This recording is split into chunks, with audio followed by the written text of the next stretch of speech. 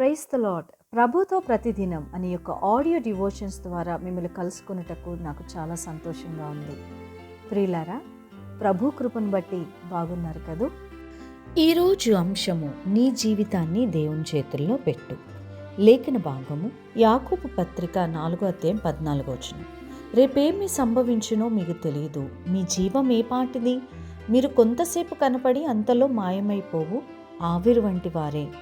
స్నేహితులారా, యేసు ప్రభు చనిపోయి తిరిగి లేచి ఆరోహణం అవ్వక మునుపు శిష్యులతో ఇలా అంటున్నారు: కాలములు సమయములు తండ్రి తన స్వాధీనపరుచుకొని ఉన్నాడు, వాటిని తెలుసుకొనటం మీ పని కాదు అని చెప్పారు. జరగబోయే వాటి గురించి, రాబోయే వాటి గురించి మనకు తెలియదు కదండి. రేపు అనేది భవిష్యత్తు. ఈరోజు ఉదయం మాట్లాడేటప్పుడు రేపు అంటాం, సాయంత్రం మాట్లాడేటప్పుడు కూడా రేపు అంటాం, రాత్రి పడుకోయే ముందర కూడా రేపు అంటాం. అంటే ఈ రోజుటికి రేపటికి కొన్ని గంటలు మాత్రమే తేడా. అంటే కొన్ని గంటల తర్వాత జరగబోయేది మనకి తెలియదు. మన చుట్టూ జరుగుతున్న ప్రమాదాల్లో ఎంతోమంది చనిపోతూ ఉన్నారు, ఎంతోమంది ఆత్మహత్యలు చేసుకుంటున్నారు. మనకి బాగా తెలిసిన వారు చనిపోయినప్పుడు, అయ్యో నిన్ననే కదా మేము చూసాము, నిన్ననే మాట్లాడాం, ఇంతలోనేనా అని మనం చాలా ఆశ్చర్యపోతామే తప్ప అది మనకు ఒక హెచ్చరికగా తీసుకోము. మనకి ఎట్టి పరిస్థితుల్లో కూడా అలా జరగదు అని చాలా తేలిగ్గా తీసుకుంటాం. మారు మనసు పొందకపోతే మన గతి కూడా అంతే ఉంటుందని యేసు ప్రభువారు చెప్తున్నారు. లూకా సువార్త 8:14 ఈ జీవన సంబంధమైన విచారముల చేతను ధనభోగముల చేతను అణిచివేయబడి పరిపక్వంగా ఫలించని స్థితి నుండి మనం మార్పు చెందాలని దేవుడు కోరుతా అన్నాడు.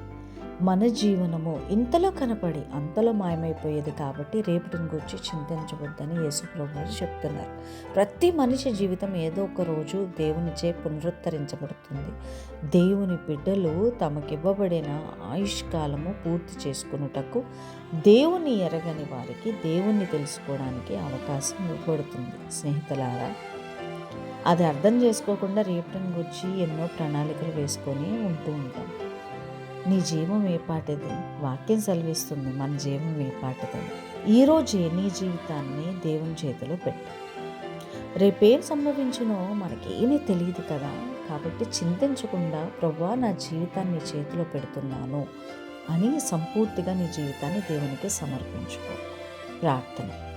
ఇంతలో కనపడి అంతలో మాయమైపోయే మా ఈ జీవితాలను ప్రభువా నీవు రక్షకుడువు కాబట్టి నీ చేతిలో పెడుతున్నావు. మమ్మల్ని దీవించండి, ఆశీర్వదించి నీకు అనుకూలమైన జీవితాన్ని మేము జీవించే కృపను మాకు అనుగ్రహించమని అడుగుతూ యేసుక్రీస్తు అతి పరిశుద్ధ నామమున వేడుకొంచున్నాము తండ్రి.